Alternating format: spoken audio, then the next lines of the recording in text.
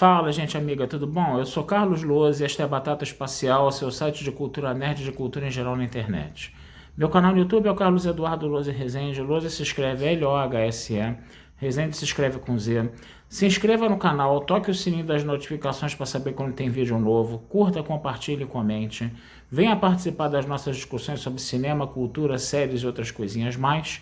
E hoje vamos dar sequência, né, aos nossos vídeos aqui sobre o Festival do Rio, tá?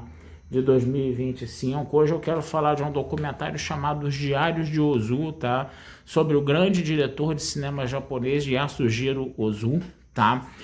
É um cara que é bem importante, tá? Na história do cinema japonês, né? Até anterior ao Akira Kurosawa, ele vem da fase muda, inclusive, né?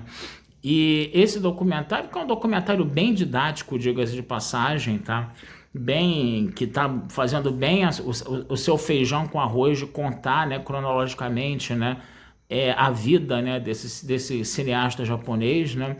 É um documentário que vai se pautar principalmente em cadernetas, em pequenos diários que ele deixou escrito, né, e também fotografias, desenhos, né, ele era um desenhista de mão cheia, né, impressionante como os desenhos dele eram bonitos, né. E a gente vai ver a trajetória desse cineasta japonês para a gente poder conhecer um pouco mais ele, né, no caso, né, desde criança, desde a infância, né, quando ele começa a ver os primeiros filmes, né, que era uma coisa, por exemplo, proibida quando ele era estudante, né, da escola dele, né, que ele fazia isso às escondidas, né, e que depois ele vai começar a trabalhar nos estúdios de cinema, primeiro carregando uma câmera, né, e depois ele vai aproveitando as brechas, né, que tem vamos dizer assim, nos trabalhos lá dos diretores, para ele começar a dirigir os primeiros filmes, né, e ele começa depois ele conquista, né, a coisa de ser um diretor de cinema, né, ele faz muitos filmes mudos, né, ele é o tipo do cara que continua fazendo filmes mudos bem depois do advento do falado, né, ele falou ali que por várias razões, né, razões técnicas, né, de repente ele não tinha acesso a materiais, né, de filme falado, coisa e tal,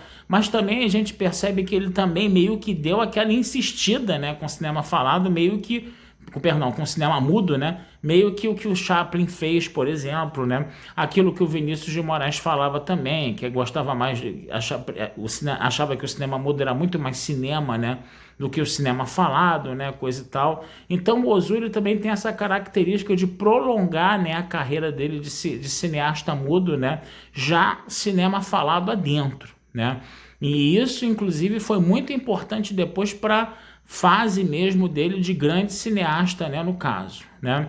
E depois a gente vai ver também todo o problema, né, o panorama dele de ter sido, né, um combatente na Segunda Guerra Mundial. Ele era amigo de um outro cineasta também que acabou morrendo, né, no caso, tá? E isso acaba, vamos dizer assim, afetando ele bastante, né?